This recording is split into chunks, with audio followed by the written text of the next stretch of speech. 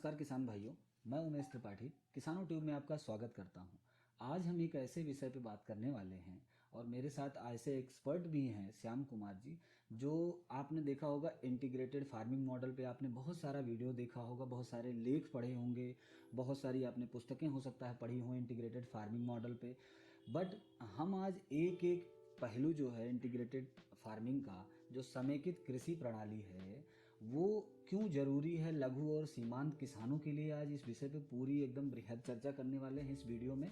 और मैं आपको बता दूं, जो भारत की है अपनी जनसंख्या 70% गाँव में बसती है और गांव में अगर आप देखें तो 86% जो हमारे भारत का किसान है वो लघु और सीमांत किसान है। और एक आंकड़ा ये भी बताता है कि 1970-71 में जो है खेती योग्य जो ज़मीन थी वो करीब 2 से 2.5 एकड़ के आसपास पर किसान हुआ करती थी। बट आज 2010 और 11 के आंकड़े, जो 10 साल पहले के आंकड़े हैं, वो ये कह रहे हैं कि करीब 1 एकड़ के आसपास ज़मीन खेती करने योग्य बची है। तो आज हम लोग जो समेकित कृषि प्रणाली मॉडल को समझने वाले हैं, वो 1 से 1.5 एकड़ वाली ज़मीन जिसके पास किसान के पास है, वो कैसे जो है इस मॉडल को अपना के अपनी आय को एटलीस्ट 2 गुना तो कर पाए। मेरा मकसद आज इस वीडियो को बनाने का यही है। और मेरे साथ जो एक्सपर्ट भी हैं श्याम कुमार जी, मैं इनको अपना बड़ा भाई मानता हूं, क्योंकि कई बार हमारा जो है खेती से रिलेटेड जब से हमने इन चीज़ों को स्टार्ट किया है डिस्कशन होता रहता है। और मैं जब हर बार कोई सवाल पूछता हूं, एकदम छोटा सा सवाल जिससे कोई रिलेशन नहीं होता, लेकिन एक अच्छे तरीके से मुझे जो है हमेशा हर बार सेटिस्फेक्शन मिल जाता है। ये तो रहा मेरा इनका जो अपना एक संबंध है। बट इसके बाद जो मैंने इंटीग्रेटेड फार्मिंग मॉडल देखा है जो इनके द्वारा इस्टेब्लिश किया गया है, और आज कम से कम 4 गुना 3 गुना तो मैं मान के चलता हूँ कि उन इनके मॉडल से जो है वहाँ से उत्पादन हो रहा है। और बाकायदा जो है वहाँ पे हर तरीके, चाहे वो मशरूम फार्मिंग हो, चाहे आप मधुमक्खी पालन ले लें, चाहे मछली पालन की आप बात करें, चाहे वर्षा जल का संरक्षण करके उसकी सिंचाई का जो मॉडल तैयार करना हो, चाहे आप गौशाला ले लें, उसके बाद जो है इन चीज़ों से जो वेस्ट निकल रहा है, जैसे गौशाला से गोबर, गौमूत्र और मछली पालन का जो वेस्ट है उसको कैसे यूटिलाइज करके जैविक खेती का एक जो मॉडल तैयार करना है, उसके बारे में इनका 2-3 फार्म ऐसा इन्होंने डेवलप किया जो मुझे देखने का मौका मिला। और आज हम लोग उन्हीं सारी चीज़ों पे चर्चा करेंगे।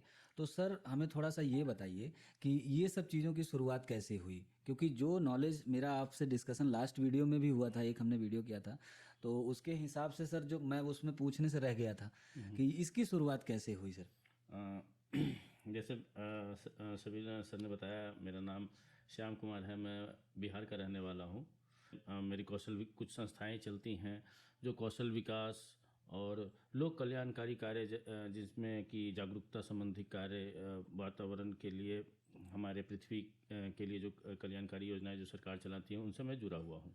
तो उसी बीच में जब मैं गांव-गांव भ्रमण कर रहा था उन सब प्रोजेक्ट्स के लिए, तो उनसे मैंने किसानों को देखा कि खेती कर रहे हैं, लाभ नहीं हो पा रही है, या किसी न किसी चीज़ से मार्केट से वंचित हैं, अलग अलग तरह के दलालों के चक्कर में फंसे हुए हैं, बीज के बारे में पता नहीं क्या लगाएं। ये सब बहुत सारी समस्याएं मैंने देखी। उसी दौरान चूँकि मेरे पास अपने खेत भी थे, तो मैंने सोचा कि मैं खुद भी करूं और लोगों को भी इसका एक मॉडल बना के दूं, जिससे कि वो कुछ अच्छा कर सके, कुछ अच्छा अपना जीवन यापन में सुधार हो सके। तो अलग अलग जगह, अलग अलग लोगों से, अलग अलग जो खेती के गुरु लोग हैं उनके पास मैंने भ्रमण करके कुछ सीखा और उसको अपने यहाँ पहले भी उतारा भी है। जैसे अभी बताया कि हमारा जो पिछला वीडियो था उसमें उत्तर प्रदेश लखनऊ में हमने Alibag the world of organic जो हम के नाम से हमने एक फार्म बनाया है, जो 150 एकड़ में करीब फैला हुआ है। अलग अलग चीज़ों की उनमें समायोजन किया गया है। तो इसी हमारी संस्था भी है जो अलग अलग प्रोडक्ट्स को उतार भी रही है, वहाँ के प्रोडक्ट्स को प्रोसेस करके उतार भी रही है। ये तो चूँकि बड़ी है, तो इसमें हमारी 2 संस्था भी है, 7 क्रॉप फाउंडेशन और Organics for you foods private limited. कि मार्केट में आप अकेले उतरेंगे तो थोड़ा सा दिक्कत होता है। अगर एक ब्रांड के साथ उतरते हैं, जैसे मार्केटिंग में कहा भी जाता है कि आपके पास कुछ ब्रांड हो तो आप बड़े बन सकते हैं। तो हम लोग समूह आधारित खेती या फिर समेकित में ही खुद का ही जो कर सक्षम है बड़े फार्म को चलाने के लिए, उनको मॉडल बनाया है और अलग अलग जाके हम लोगों का फार्म बना भी रहे हैं। अगर किनको बड़ा फार्म बनाना होता है तो उनको भी हम लोग सेवा देते हैं। उसी में कुछ टेरेस गार्डन का भी काम हो गया, छत पे बागवानी, घर के अंदर बागवानी, मिट्टी रहित बागवानी, इन सब का भी कार्य हम लोग करते हैं। बीज संवर्धन का कार्य, तो इन सब का हम कार्य कर रहे हैं। और इस संबंध में अभी हमारा बिहार, उत्तर प्रदेश, हरियाणा और उड़ीसा, वेस्ट बंगाल, इतने जगह अभी अब तक हम लोगों ने फार्म बनाए हैं। जो इंटीग्रेटेड फार्मिंग का मॉडल है वहाँ पे आपने तैयार किया है जी। और वो सक्सेसफुली चल भी रहे हैं, क्योंकि एक लखनऊ वाला तो मैंने देखा भी है।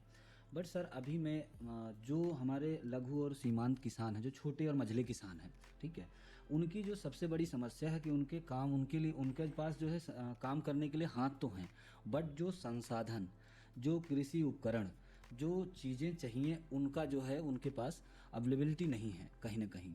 और हम ये चाहते हैं कि आप थोड़ा सा हमें ये समझाइए कि जो समेकित कृषि प्रणाली है, जिसको हम इंटीग्रेटेड फार्मिंग कहते हैं, वो क्या है और ये इतना उपयोगी क्यों हो चला है आज की डेट में, जो लघु और सीमांत किसान अपना के उससे अपनी आय को 2 से 3 गुना कर सकते हैं। देखिए, ऐसे बहुत सारी महत्वपूर्ण चीज़ें हैं। जैसे मैं एक छोटा सा एक नए किसान के एग्जांपल बताता हूँ आपको। उदाहरण के तौर पे एक हमारे मित्र थे बिहार के, वो खेती उतना कर नहीं पा रहे थे, और करते भी तो सिर्फ धान गेहूँ करके छोड़ देते थे। इसके अलावा बाकी चीज़ों पे वो खेती नहीं कर रहे थे। तो उनको मैंने एक छोटा सा बताया तरीका। तो उन्होंने बस क्या किया, एक छोटे से टुकड़े में उसको हमने करवाया था। वो करीब वहाँ कट्ठा चलता है, तो हमने वो 5 कट्ठे पे करवाया था। तो हमने क्या, उनको पहले एक बार मल्टी लेयर फार्मिंग का मैंने कंसेप्ट बताया। मल्टी लेयर फार्मिंग में हम लोग 4 या 5 स्तर पे खेती करते हैं। नीचे स्तर में जैसे उसको अगर छोटा थोड़ा सा बताऊं तो नीचे स्तर में जैसे हमने हल्दी या कोई भी कंद वर्गीय डाल दिया, बीज लगा दिए पौधे। उसके ऊपर हमने जो 25-30 दिन की फसल है, धनिया, पालक ये और कर कोई भी लिया। साग कर लिया। उसके ऊपर हमने और इसमें बांस का पूरा स्ट्रक्चर बनता है। उसमें खीरा कर लिया, खीरा, गिलकी, जिसकी ज़्यादा डिमांड है। देखिए आप अगर तुरई करेंगे तो उसकी रेट कम हो जाती है, लेकिन खीरा की रेट लगभग सामान्य रहती है।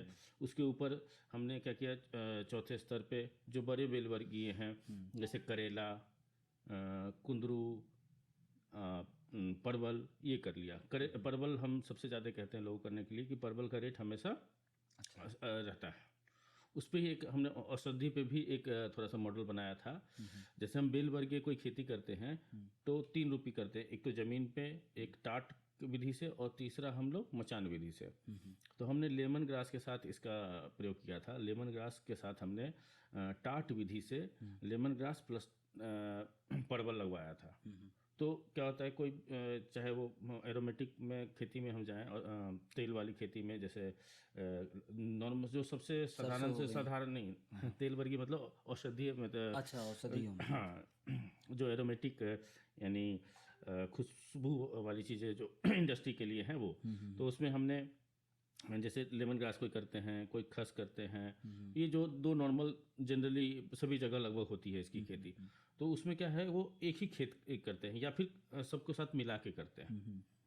तो उसमें भी जो वो थोड़ा सा अगर जगह छोड़ के करें, जो उनका पौधे से पौधे की दूरी होती है, उसमें अगर वो टाट बनाएं, टाट यानी जगह कोई झोपड़ी बनाते हैं तो झोपड़ी में जैसे हमारे 4 साइड होते हैं, तो उस तरह से अगर हम बनाएं तो वो भी एक खेती हम लोग एक एक्स्ट्रा इनकम ले सकते हैं। अच्छा। जैसे बागान की बात करें, हमने एक बागान पे भी इसको किया।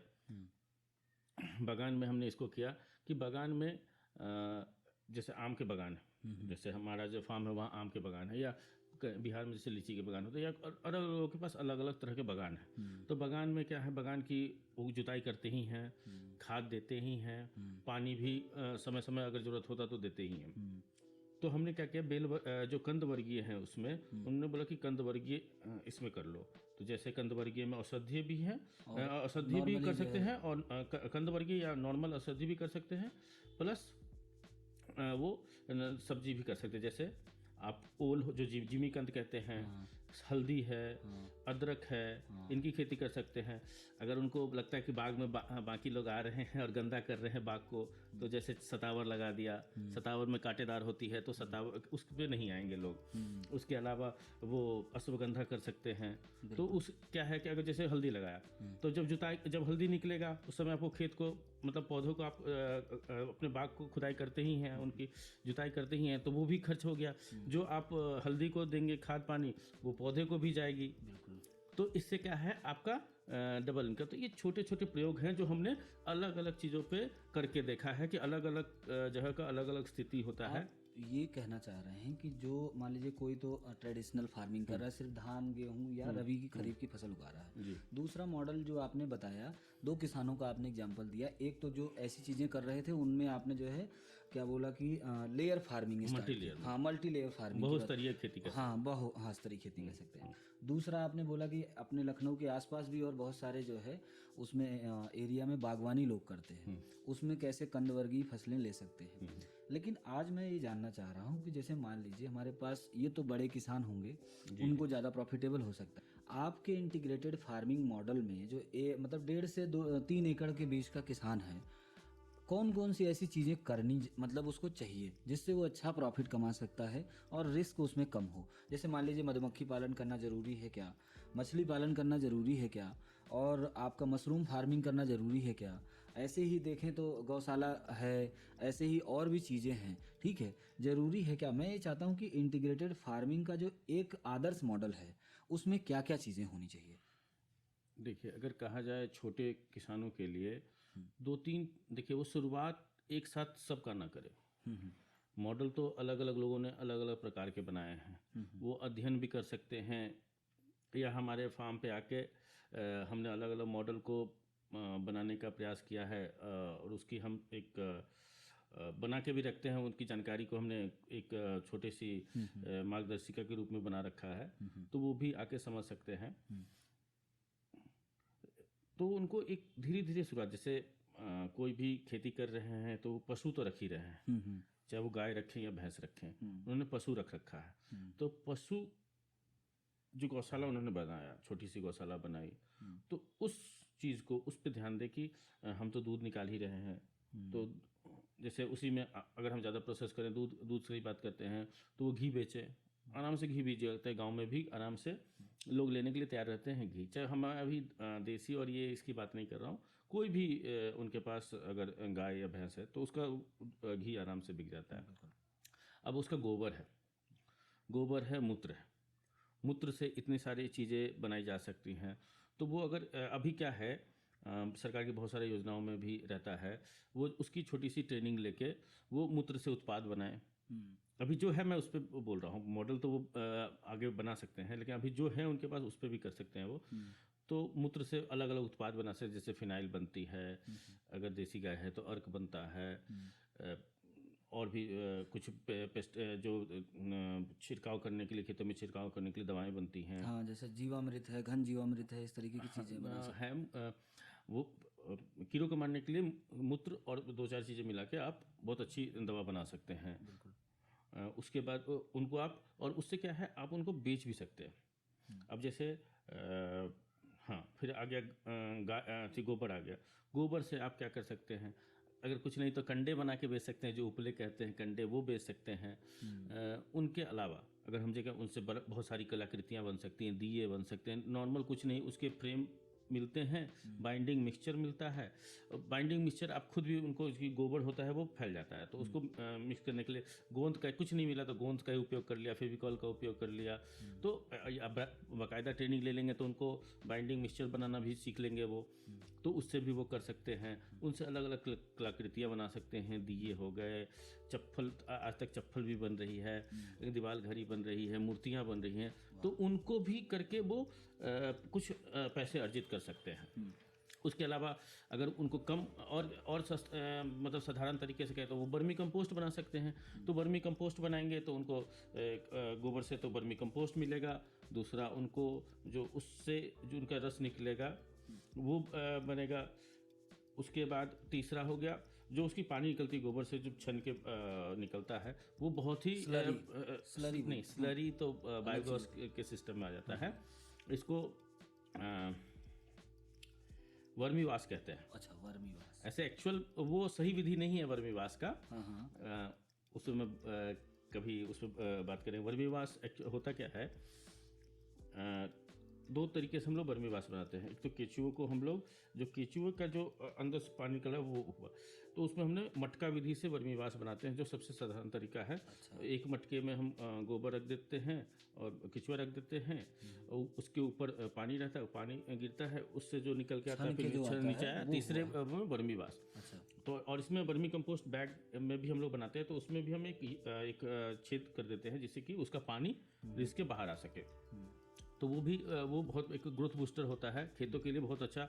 और अभी शहरों में चूँकि खेती का बहुत प्रचलन चला है, टेरेस गार्डनिंग, किचन गार्डनिंग, तो इस तरह से छत पे बागवानी, ये सब जो घर पे बागवानी कर रहे हैं, तो उनके लिए उनको बना के वो बेच सकते हैं, उसको पैकेट करके आराम से बहुत ही अच्छे से बिक जाती है। तीसरी चीज़ है कि हमारा केचुआ का भी उत्पादन हुआ। केचुआ आप जनरल रेट पे लेना चाहें तो 400 रुपये kg मिलता है। तो आप जब वो बढ़ेगा तो हर उत्पादन, केचुआ ऐसा प्राणी है जो 24 घंटा काम करता है, बच्चे भी देता है।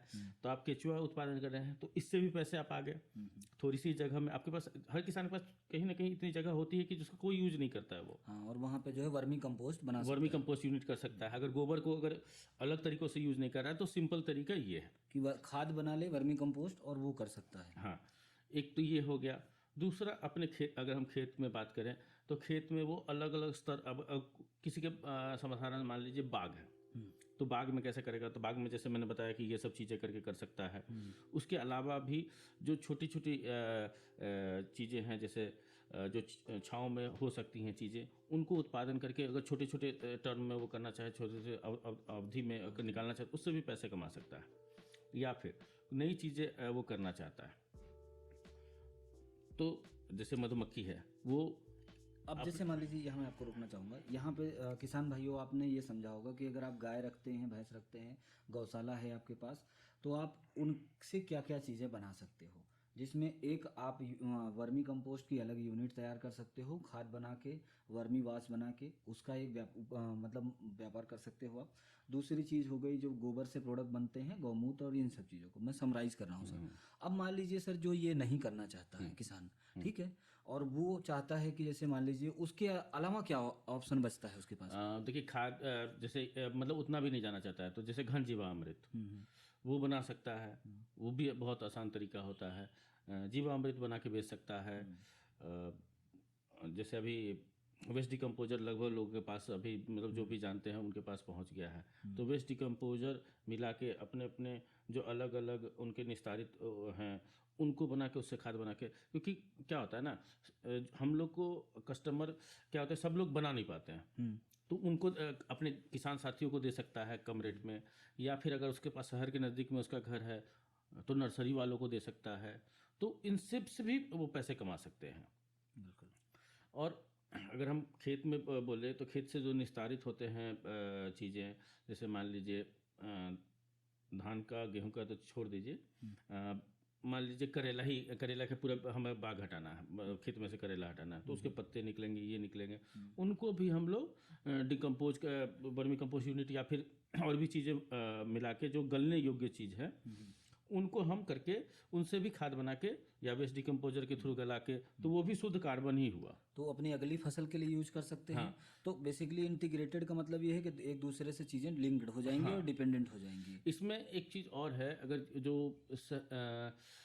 शहरों में जो आसपास किसान है, शहरों के आसपास, तो वो क्या है, समूह आधारित भी खेती कर सकते हैं। कि जैसे हमने बोला कि आप गेहूं चावल उगा लो, हम सब्जी उगा लें, कोई अगला व्यक्ति तेल आधारित सरसों सोयाबीन जो भी है वो कर ले, कुछ फल कर ले, कोई गुड़ कर ले। तो इस तरह से भी हम लोग समूह आधारित करके चीज़ों को बेच सकते हैं और ज़्यादा आमदनी प्राप्त कर सकते हैं। ये छोटे छोटे किसान ही कर सकते हैं समूह आधारित। बड़े किसान तो सब कुछ खुद कर लेंगे, लेकिन छोटे छोटे उनको समूह में, या फिर उनकी तो दोस्ती होती ही है 10 किसान 20 किसान, क्योंकि हर किसी का खेत इतना बड़ा नहीं होता कि उसके बगल में दूसरा खेत ना हो। तो इस मॉडल को भी वो करके कर सकते हैं। उसके अलावा अगर खुद भी अगर अकेले भी कुछ कर रहे हैं तो वो जैसे मधुमक्खी मधुमक्खी पालन का भी उन्होंने 2-4 लोग साथ मिलके 10 बक्से 20 बक्से से शुरुआत की। मधुमक्खी में बस एक ही उससे उनका उत्पादन तो बढ़ेगा ही। और जो मधुमक्खी पालन से जो अलग अलग चीज़ें हैं जैसे मधु है, हमारा बी वैक्स है, बी पॉलन है, बी पॉलन है, प्रोपेलिस है, बी वेनम है, इन सब का रॉयल जेली हो गई, रॉयल जेली है। तो ये सब चीज़ें वो कर सकते हैं, लेकिन उसमें अच्छा मधुमक्खी पालन में जैसे अभी बात हो रही है, ये दूसरी चीज़ की दूसरा स्टेप की हम बात कर रहे हैं जो मधुमक्खी पालन कर सकते हैं किसान। मान लीजिए जिनको वर्मी कंपोस्ट और गौशाला का प्रोडक्ट ये चीज़ें करने में मुश्किल डिफ़िकल्टीज आ रही है, बट वो चाहते हैं कि अभी हम मधुमक्खी पालन करें, तो शुरुआत में कितने बॉक्स से जो है ये किसान स्टार्ट कर सकता है आसानी से? देखिए मधुमक्खी अभी जैसे गौशाला वाले एक बात और मैं भूल गया था, मैं बताऊँ। अगर वो भी नहीं करना चाहते हैं तो एक छोटी सी मशीन आती है, डी वाटरिंग मशीन होती है, उसमें गोबर को डालिए, उसका वो पानी निकाल देता है। पानी निकाल के सिंपल आप उस पानी को बेच सकते हैं और फिर उसका वर्मी कंपोस्ट बना लीजिए। बाकी दूसरा चीज़ एक और है जो आजकल क्या है, लकड़ी को काटने का, चूँकि लकड़ी की दिक्कत होती है, लकड़ी को खराब भी माना तो आप जैसे किसी हवन या फिर अगर हम दाह संस्कार कर रहे हैं तो उसमें भी इसको प्रमोट किया जा रहा है। तो गोबर के लकड़ी बनाए जाते हैं, अच्छा, उसकी भी मशीन आती है। हाँ, गमले बनाए जाते हैं। बिल्कुल। तो ये भी सिंपल सा है, लकड़ी बनाना तो बहुत ही आसान है। वो बिना मशीन का भी कर सकते हैं, ऐसा नहीं मशीन की ज़रूरत है। जैसे मैंने बोला था पहले कि बिना मेहनत का उपला, जैसे जो कंडे बोलते हैं, वहाँ से बना लिया तो सबसे आसान है। हाँ, ये सब में। और ये लकड़ी बनाना भी बहुत आसान है, इसमें कोई मशीन की भी ज़रूरत नहीं और है। ये मशीनें मुझे जहाँ तक लगता है, जो अपनी मेरी नॉलेज है सर, 5 से मतलब 10,000 से शुरू होके 20-30 हज़ार के आसपास की मशीनें हैं। नहीं, लोकल भी बनवा सकते हैं अपने, लोकल भी अगर आप वो अपने थोड़ा सा हिसाब से डिजाइन सस्ती कर देख लें, जाके डिज़ाइन देख लें तो वो लोकल भी बनवा सकते हैं। तो इन सब चीज़ों से उनको देखिए, आमदनी तो तभी बढ़ सकती है जब हमारे क्रियाकलाप ज़्यादा होंगे। क्रियाकलाप ज़्यादा होंगे, हमारे ज़्यादा वस्तुएं बनेंगी तो जाहिर सी बात है उसकी आमदनी होगी। मधुमक्खी में जो आपने बताया हमें कि मधुमक्खी में देखिए, शुरुआत में चूँकि खेत तो मधुमक्खी को क्या चाहिए, उनको पराग चाहिए। तो हम हर समय तो पराग दे नहीं सकते। मधुमक्खी में एक यही दिक्कत है कि आपको माइग्रेशन करना होगा। जैसे अभी मान लीजिए आम का सीज़न है तो आम के बाग में चले गए, सरसों का भी था, सरसों अब चूँकि अब फूल ख़त्म हो रहे हैं, लगभग ख़त्म हो गए हैं जगह पे, तो सरसों के में सरसों खेत के पास, तो उनको एक अपने समूह में एक आदमी ऐसा तैयार करना होगा, या फिर जो कर रहे हैं पहले से, अगर वो समूह में ना कर सके तो हर क्षेत्र में कोई ना कोई मधुमालक है ही। अच्छा, जो अलग अलग जगह जाके, अलग अलग राज्यों में जाके अपने अलग अलग मधु, तो उनको भी अपना जो 10 बक्सा है उतने दिन का किराया वो दे देगा, बाकी दिन का जब उनके पास फूल होंगे तो वो अपना इस्तेमाल कर सकता है। तो 10 बक्से से स्टार्ट कर सकता है, उसमें कोई ज़्यादा, और वो लोकल बक्से भी उनको लोकली सभी जगह मिल जाते हैं। थोड़ा सा उस बारे में केवीके और ये अन्य जगह जाके वो पता कर सकते हैं, उनको अनुदान में भी मिल सकता है। अच्छा, तो इसमें उनको ये करना होगा कि एक थोड़ी सी होशियारी ये रहेगी कि हमें अपने क्षेत्र में जो मधुमक्खी पालक हैं उनसे बात करके जब वो बाहर जाएं तो अपने बक्से भी उनको हम दे देंगे। तो हो सकता है वो कुछ रेंट ले, या हो सकता है कि उसमें कुछ हिस्सेदारी ले, उनसे बात करके वो कर सकता है। अच्छा, जैसे मान लीजिए, मेरा कहने का मतलब ये है कि 1.5 से 3 एकड़ वाला किसान ये मॉडल अपनाएगा तो 10 बक्से से शुरुआत करेगा, उस पर जो भी खर्च आता है एक बक्से पे, ठीक है, वो साल भर में अगर उसका प्रॉफिट देखें उन 10 बक्सों से, जो अपने लिए पोषक मधु जो है का उपयोग करेगा वो तो है ही है, लेकिन जो उससे आमदनी होगी वो कितनी हो सकती देखिए, एक तो उनकी फसल में वृद्धि होगी मधुमक्खी पालन से, उनके फसल में वृद्धि होगी। ऐसे बहुत सारे फसल हैं जो मधुमक्खी ना रहेंगी तो फसल होगा ही नहीं। जैसे कॉफ़ी को ही ले लीजिए, अगर मधुमक्खी ना हो तो कॉफ़ी की फसल ही बर्बाद, क्योंकि खुद से परागन नहीं कर सकते हैं, तो मधुमक्खी ही परागन करती है। देखिए, आमदनी की बात किया जाए तो मधुमक्खी से अगर वो 10 बक्से करते हैं साल भर में, ऐसे मैंने एग्जैक्ट तो नहीं निकाल रखा है, फिर भी वो कुछ भी कम हो तो 1.5 से 2 10 बक्से से नहीं भी तो हमें ख्याल से 50,000 रुपये कितना सब खा भी जाएंगे। भाड़ा मान लीजिए उनको शुरुआत में थोड़ा नुकसान भी हुआ, तब भी 50,000 रुपया एक मामूली सा निकाल सकते हैं। मामूली रकम बता रहा हूँ, हो सकता है इससे 3 गुना 4 गुना हो, क्योंकि ये कैलकुलेशन वाली बात है। उसका कहिएगा तो मैं आपको डिटेल दे दूंगा, आप डिस्क्रिप्शन में इसको डाल सकते हैं। जी बिल्कुल। मधुमक्खी पालन पे मैंने डिटेल वीडियो भी बना रखा है किसान भाइयों, तो वो भी आप देख सकते हैं, हम आई बटन में आपको दे देंगे उसका लिंक। अब आ जाते हैं सर, मान लीजिए कि वही किसान है, मधुमक्खी पालन, गौशाला और उससे रिलेटेड जो प्रोडक्ट है, इनमें दोनों में इंटरेस्टेड नहीं है, बट उसको कुछ हिस्सा इनकम करनी है। अब वो नेक्स्ट कौन सी ऐसी चीज़ कर सकता है? देखिए अब उसी में है कि अब वो थोड़ा सा, क्योंकि हर के पास जगह होता ही है, घर होता है, झोपड़ी होती ही है, तो उसी में वो मशरूम का उत्पादन कर सकता है। मशरूम, सीजनल मशरूम की बात कर रहे हैं सर यहाँ पे ना? नहीं, सालों भर मशरूम कर सकते हैं। कैसे सर? हाँ, सालों भर मशरूम। आप जो सीजनल में एक्चुअली क्या, हमारे मार्केट में जो मशरूम मिलती है वो बटन मशरूम मिलती है, जो सिर्फ ठंड के समय में, यानी सितंबर से करते हैं हम लोग, जनवरी ज़्यादा फरवरी, 10-15 फरवरी तक कर लेते हैं। तो मशरूम उत्पादन में करके वो, उसमें भी क्या है कि अगर वो उनको बेचने में तकलीफ हो रही है, तो आप जैसे शहरों में जाते होंगे तो देखते हैं कि बड़े बहुत सारे सब्जी वाले मशरूम का पैकेट लेके रखते हैं आज के डेट हाँ, में। 200 ग्राम 250 ग्राम का पैकेट होता है वो। एक तो वहाँ आप कांटेक्ट करके कर सकते हैं, दूसरा आप अपने केवीके या एग्रीकल्चर ऑफिसर से बात करके, या अभी सरकार के द्वारा जैविक कॉरिडोर भी बना जा रहा है, तो कृषि समन्वय, कृषि सलाहकार जैसे लोग होते हैं, उनसे संपर्क करके उनको बेच सकते हैं। या फिर हर जिले में नहीं तो 2-3 10 20 50 100 ऐसे आपको मशरूम वाले मिलेंगे ही, मशरूम उत्पादक।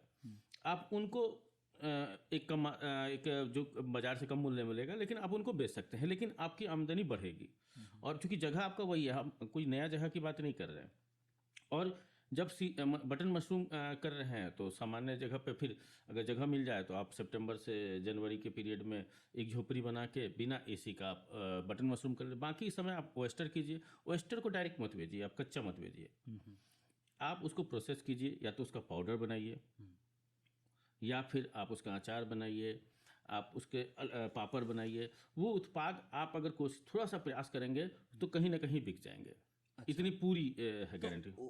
ऑयस्टर मशरूम को जो है हम लोग साल भर उगा सकते हैं हाँ, उसी हट में? हाँ, उसी हट में साल भर अलग अलग मशरूम की बहुत सारी प्रजातियां होती हैं। अच्छा। तो कॉमन में बाकी जो हमारा चूँकि गर्म इलाका है तो ओएस्टर हम लोग करते हैं। ठंड में बटन भी होता है, मिल्की होता है, हर्बल भी होते हैं बहुत सारे। तो हर्बल चूँकि महंगा चीज़ है, हर्बल में अभी जैसे आप सुनते होंगे कीरा जेरी के बारे में, कोडिसेप मिलिटेसिस कहते हैं, तो उसको भी करते हैं। तो लैब में वो बहुत बड़ा खर्चा का चीज़ है, तो वो आप नहीं कर सकते हैं। नॉर्मल किसान ठंड में बटन और बाकी समय ओएस्टर, ये शुरुआत छोटे से स्तर पे करे, 2 बैग से ही करे, पहले खुद खाए भी, खुद खा के देखे, क्योंकि प्रोटीन का बहुत अच्छा सोर्स है। तो उसका वो स्वस्थ होगा। धीरे धीरे अपना सैंपलिंग कराए, अगल बगल के किसानों को दे, तो उनसे वो आमदनी कर सकता है। आमदनी के बारे में तो नहीं मैं बता पाऊंगा अभी कितनी आमदनी। बट जो मैंने 1-2 वीडियोज मशरूम फार्मिंग पे बनाए हैं किसान भाइयों, उसके हिसाब से मैं जान पाया कि अगर आप छोटे से हट से स्टार्ट करते हैं, जिसमें आप ज़्यादा नहीं 5 से 10 कुंटल भूसे का इस्तेमाल करते हैं, तो आप 50-60 हज़ार रुपये आराम से, सिर्फ ये जो सितंबर में से जनवरी तक का महीना होता है उसके बीच में 50-60 हज़ार की मिनिमम सारा खर्चा निकाल के आप इनकम कमा सकते हैं सिर्फ बटन मशरूम फार्मिंग से। मैं हो सकता हूँ गलत भी हूँ, अगर आपको अच्छी सही नॉलेज है इस पर तो ज़रूर कमेंट करके बताइएगा। बट सर यहाँ आपने एक बड़ी अच्छी बात कही कि इंटीग्रेटेड फार्मिंग मॉडल से ना कि आप जो है अपनी आमदनी बढ़ा रहे हो, आपका एक उद्देश्य ये भी है कि आप अच्छे और पोषक आहार उत्पाद कर रहे हो, अपने लिए भी, किसी पे डिपेंडेंट नहीं हो आप, और दूसरी चीज़ ये कि आपका उत्पादन भी बढ़ रहा है। अब सर हम मशरूम फार्मिंग से आगे बढ़ते हैं, और ऐसा और क्या कर सकते हैं किसान भाई जो आपके इंटीग्रेटेड फार्मिंग मॉडल पे आता है, और जो प्राकृतिक तरीके से या जो हमारे संसाधन किसान भाई के पास अवेलेबल हैं उसी से जो है वो स्टार्ट कर सकते हैं? देखिए मशरूम में भी अगर वो अच्छे से ट्रेनिंग ले ले और थोड़ा सा रिसर्च कर ले कि कहाँ से अच्छे बीज मिलते हैं, कंपोस्ट कैसे तैयार होता है, उसकी केसिंग कैसे की जाती है, तो उनका भी अगर वो सीख लेता है तो कंपोस्ट बना के भी पैसे कमा सकता है, क्योंकि सबको कंपोस्ट बनाना नहीं आता। केसिंग करना सबको नहीं आता है, तो उसकी वो ट्रेनिंग भी दे सकता है। और मशरूम जो कंपोस्ट बना के अपना कंपोस्ट का भी एक अलग से कारोबार कर सकता है। और भूसा जहाँ तक बात रही, तो वो कर ही रहा है खेती, तो भूसे उसको वहाँ से प्राप्त हो रहे हैं। भूसे के अलावा भी बहुत सारी चीज़ों का प्रयोग होता है उसमें, तो उनका भी वो कार्य कर सकता है मशरूम के अंदर। और अच्छी ट्रेनिंग ले लेगा तो हर्बल जो मशरूम मेडिसिनल वैल्यूज़ के होते हैं उनको करके उगा सकता है। मेन चीज़ है कि वो कितना प्रयास कर रहा है। कितने चीज़ों को वो उसमें जोड़ पा रहा है। इसके अलावा अब मशरूम के अलावा अगर हम देखें तो अभी हम लोगों ने मशरूम के अलावा जैसे अभी कुछ हर्बल का भी हमने उसी में बोला कि कुछ आप खेती तो करो ही साथ में। जैसे मैं बताऊं, गेहूं के साथ आप खस करके एक इसका पेटेंट भी है किसी के पास। उसने गेहूं और खस को इस पैटर्न में बनाया है क्योंकि उसमें कोई भी पेस्टिसाइड वगैरह डालने की आपको ज़रूरत नहीं होगी। अच्छा, आप इसके बारे में थोड़ा सा और डिटेल में बताइए कि जो ऐसे तो हमारे उत्तर प्रदेश में बहुत किसान हैं जो सिर्फ रबी और खरीफ की फसलें करते हैं। तो गेहूं के साथ जो है बहुत पहले हमने सुना है सरसों की खेती होती थी, लेकिन बाद मैंने अब तो देखता हूँ सरसों अलग ही लोग करते हैं और गेहूं एक साथ करते हैं। अगर खस और सरसों को मिलाया जाए, गेहूं को मिलाया जाए, तो क्या बेनिफिट हो सकते हैं? देखिए, बेनिफिट की तो मैंने अभी बात नहीं की। मैंने ये कहा कि पेस्टिसाइड और वर्मिस जो उसमें अटैक आता है उसको आप रोक सकते हैं। इसका एक डिज़ाइन पैटर्न है कि आप किस तरीके से खस को लगाएंगे। गूगल पे आप सर्च भी करेंगे पेटेंट वीट एंड वटीवर, तो आपका आ जाएगा, वो पेटेंट आपको खुल के आ जाएगा। तो इससे क्या है, आपका एक देखिए, अभी आपने खस से आपने उत्पादन नहीं किया, पैसे नहीं आपको बढ़े, लेकिन आपने कॉस्टिंग कम कर ली। अपनी जो लागत मूल्य है, आप जितना उस पर आप पेस्टिसाइड डालते वो मूल्य कम हो गया। बिल्कुल। और आप उसको छोटे से देखिए, छोटे छोटे रकबे होते हैं, छोटे छोटे रकबे में भी प्रयोग करके देख सकते हैं। खस जनरली अभी सभी जगह उपलब्ध हो रहे हैं, हो ही जाते हैं, तो आपको वो मिल जाएगा। और उससे आप अपना देखिए, उत्पादन लागत भी कम करना एक प्रॉफिट में ही गिना जाता है। हाँ, बिल्कुल बिल्कुल। तो उस चीज़ को किया। दूसरा देखिए, अभी जैसे हम लोगों ने बात किया कि भाई गौशाला पे हम लोग कर सकते हैं वर्मी कंपोस्ट और ये सब चीज़ों को जोड़ा, मशरूम को जोड़ा, मधुमक्खी को जोड़ा। मधुमक्खी के अलावा जो हमें लगता है कि देखिए, जैसे हर किसान थोड़े बहुत बांस की खेती करता ही करता है। बांस को ग्रीन गोल्ड भी कहते हैं। बिल्कुल। गांव में अभी भी जाएंगे तो गांव के किसान खुद से अपने लिए टोकरियां बनाते हैं। मैं आपको इस पे एक बताता हूँ। झारखंड में एक जगह है, लोहरदगा में एक गांव है, वहाँ से टोकरियाँ आती हैं काशी विश्वनाथ के लिए। आप ये सोचिए, काशी विश्वनाथ में जो लोग जाते हैं दर्शन करने, जो टोकरियाँ वहाँ मिलती हैं, वहाँ से टोकरियाँ यहाँ आती हैं। तो जब हर किसान के पास बांस है ही, तो उनसे भी वो, जैसे बॉर्डर क्रॉप में हम लोग कहते भी हैं कि आप हर खेत में, जो हम लोग थोड़ा सा बफर जोन की बात करते हैं कि हम लोग खेत के चारों साइड कुछ कुछ पौधे लगाएं, तो उसी पे हम ये कह रहे हैं कि बांस या फिर जो अलग अलग किस्म के, जैसे मालाबार नीम है, जैसे टीक है, लोग सागवान भी लगाते हैं, बांस भी लगा सकते हैं। तो इस तरह के जो फॉरेस्ट्री वाले, महोगनी लगाते हैं, इस तरह के जो फॉरेस्ट्री वाले गम्हार लगाते हैं, शीशम लगाते हैं। यहाँ पे सर आपने बांस का जिक्र किया, तो मैंने अभी रिसेंटली जो है बांस की खेती पे भी एक वीडियो बनाया और वहाँ पे जाके हमने मॉडल जो समझा सर, मुझे लगता है कि बांस और ज़्यादा प्रॉफिटेबल है अगर आप किसी और से कंपेयर करें बाकी जैसे पौधों से। क्यों? क्योंकि इसकी कटाई जो है हर 4-5 साल पे एक बार होती है, तो ये आपको करीब 30-40 साल तक, मेरे ख्याल से 50 साल तक के ऐसे बांस आ गए हैं जो अगर आपने खेत में लगा लिया तो आपको बराबर जो है आता रहेगा। और पहली साल आपको 3 से 4 साल के आसपास पहली कटान मिलेगी, उसके बाद जो है आपको हर 2 सालों में या साल के अंदर मिलेगी। और बांस का उपयोग देखिए, बांस को मैंने ग्रीन गोल्ड इसलिए कहा, इसका बहु उपयोगी है। देखिए, आपको झोपड़ी बनानी है, अगर आप बांस खरीदने जाओगे तो कितना भी कम दोगे तो 150 रुपये 200 रुपये से कम का बांस आप खरीदोगे नहीं। वो पैसे की बचत हो रही है। और आपका जो बॉर्डर में आप लगा रहे हो चारों बगल, उससे भी आपका उत्पादन हो गया। आप कटाई छटाई करते रहो। आप इससे क्या है कि अगर जंगली जानवर से परेशान हो तो भी लगा दिया, तो इस ढंग से आप लगा सकते हो कि वो एक तरह का आपका वो दीवार बन जाएगी। आप कटाई छटाई करते रहो। बांस ज़्यादा छाया भी नहीं करेगी कि आप थोड़े थोड़े स्पेसिंग में लगा लो। या फिर हम लोग अभी बांस पे, चूंकि मैं और भी बताऊंगा बॉर्डर क्रॉप पे क्या क्या हम लोग अच्छी चीज़ें कर सकते हैं। तो बांस से आप प्रोडक्ट भी बना सकते हो। मैं इस क्षेत्र में भी काम करता हूँ। बांस का हमारा झारखंड में एक छोटा सा क्लस्टर है जहाँ पे हम लोग बांस के फर्नीचर बनाते हैं, बांस के टोकरियाँ, बांस के सूप, बांस के खिलौने, बांस के टेबल कुर्सी, सभी चीज़ बनाते हैं। बांस के बोतल भी बनाते हैं। बिल्कुल। जो कि बहुत बड़ा चीज़ नहीं है, बहुत बड़ा। आप जब हर किसान को या फिर जो अगर किसान के यहाँ कोई किसान मजदूर भी है तो उन लोग को भी आता है। लोग चटाई बनाते हैं इस तरह से करके, उस बांस को उपयोग करके आप जो प्रोडक्ट बनाओगे। और क्या होता है कि वो ज़्यादा महंगे भी नहीं होते हैं। बिल्कुल। और शहर के लोग तो अभी देखो अब लकड़ियों के, बांस के, बेंत के फर्नीचर रखना पसंद करते हैं। अब कम से कम गार्डन में सजा के तो ज़रूर रखना चाहते हैं। हाँ। पेन जैसे पेन, अगर ऑफिस की बात करें तो पेन स्टैंड लोग रखते हैं, कपड़े रखने के लिए रखते हैं, वो सब आराम से बिक जाती हैं। और सबसे बड़ी चीज़ इसमें ना किसान भाइयों, और ये है कि जो ट्रीटमेंट करके, जो बांस का ट्रीटमेंट करके आ रहा है, उसकी जो मतलब लाइफ है वो कितनी बढ़ जा रही है। करीब 50 से 60 साल तक जो है, आप अगर बांस से बनी हुई हट बनाते हो, ठीक है, आपने होटल्स में देखा होगा, रेस्टोरेंट में देखा होगा, हट बनी हुई होती हैं। बहुत सारे जो प्रोडक्ट बन रहे हैं वो सब ट्रीटेड बम्बू के बन रहे हैं। ट्रीटमेंट भी बहुत उसमें भी कोई देखिए ऐसे मशीन आती है, मशीन आती है, बिल्कुल मशीन प्लांट आती लगता है उसका। हाँ, हमारे यहाँ मशीन भी है, लेकिन हम मशीन की बात नहीं कर रहे हैं, हम तो नॉर्मल किसान की बात कर रहे हैं। नॉर्मल किसान क्या कर सकता है, उसको कुछ केमिकल्स आते हैं, उनसे ट्रीट करके उनकी लाइफ को बढ़ा सकता है। अच्छा, तो सर सबसे पहले चीज़, जैसे थोड़ा सा आपने बॉर्डर क्रॉप की बात करी, हमें बहुत ज़्यादा पशुओं से समस्या है आजकल किसानों को। तो कुछ फसलों के बारे में बताइए, या कुछ फसलें कौन सी जो है किसान भाई लगा सकते हैं, छोटे किसान। वो तारबंदी नहीं कर सकते सर, क्योंकि लोहे की तारें बड़ी महंगी हैं, झटके वाला तार जो है नहीं लगा सकते सिस्टम, ठीक है, बांस की भी सुविधा नहीं है उनके पास। तो कुछ ऐसी फसलों के नाम बताइए, या कुछ ऐसी चीज़ें कर सकते हैं वो। देखिए जैसे आप सतावर की खेती कर दीजिए, हम्म।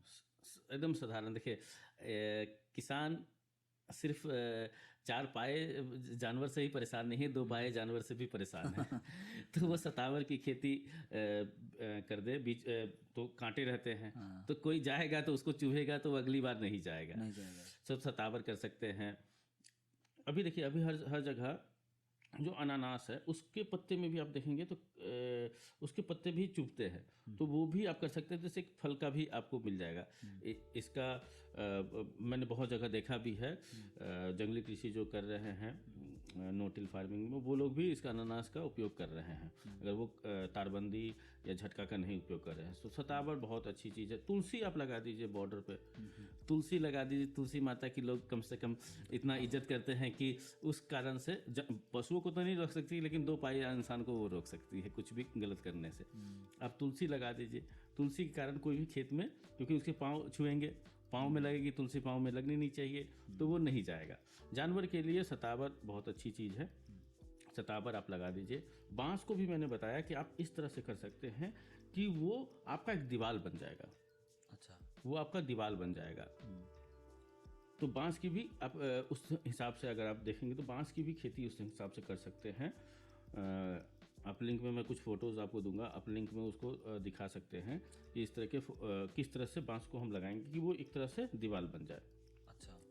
अगर दूसरा जानवर के अलावा अगर जानवर की दिक्कत नहीं है तो आप अपने लिए अरहर की खेती कर लिए। बहुवार्षिक अरहर आती है, साल में 2 बार उत्पादन देती है, 4 साल 5 साल तक उत्पादन उसके पौधे देते हैं, तो उससे भी आपका एक अलग आमदनी होगी। क्योंकि देखिए मेड़ पे खेती और खेती से पैसा, ये चीज़ है कि मेड़ से आमदनी कैसे ले। हाँ, मेड़ को भी हम खाली नहीं जाने देंगे। खाली जाने ना दे, क्योंकि हमारे पास सीमित, एक छोटे किसान के पास एक सीमित संसाधन होता है, उसी में वो ज़्यादा कैसे कर ले।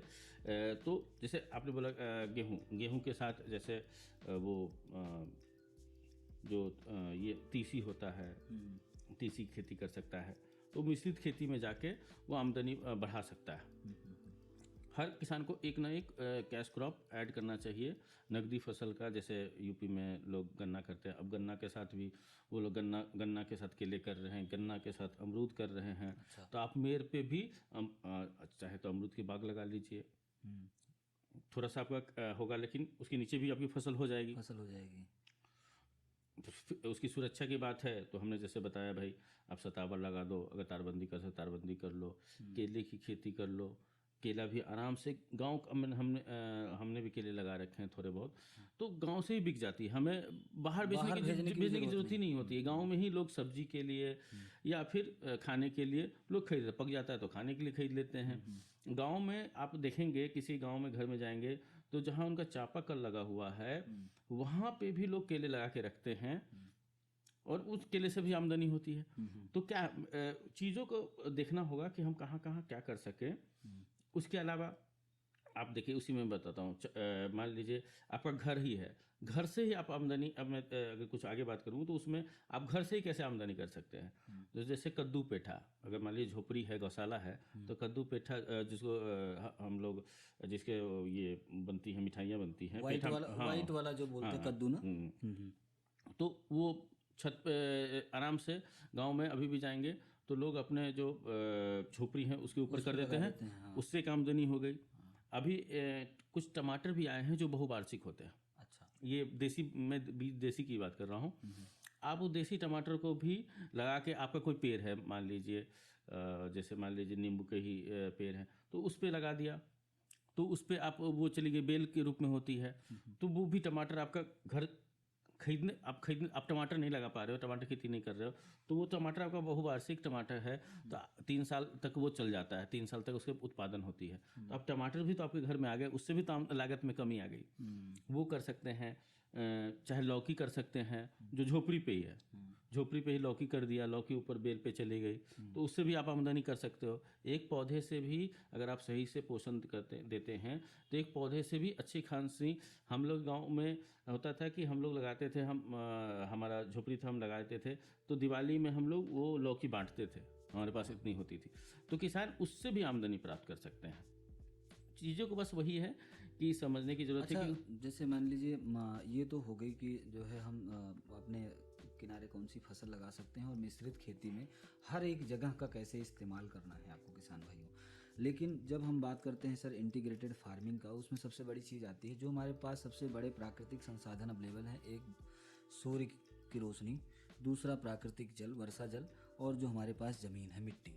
उसमें किसी तरीके का कोई भी चीज़ आप मिला के जो आप उत्पन्न करना चाहते हो, या जो भी आप मॉडल तैयार करते हो, या जो भी चीज़ें पैदा करते हो, ठीक है, उसके बाद उनसे जो बाई प्रोडक्ट बनाते हो, ठीक है, यही है बेसिकली मेरे को जो समझ में आता है जी जी इंटीग्रेटेड फार्मिंग मॉडल। उसमें सर मान लीजिए किसी किसान भाई के पास खाली पड़ा है तालाब है, और बहुत सारे मैंने गाँव में ऐसे तालाब देखे हैं जिसमें कोई मछली पालन नहीं होता है।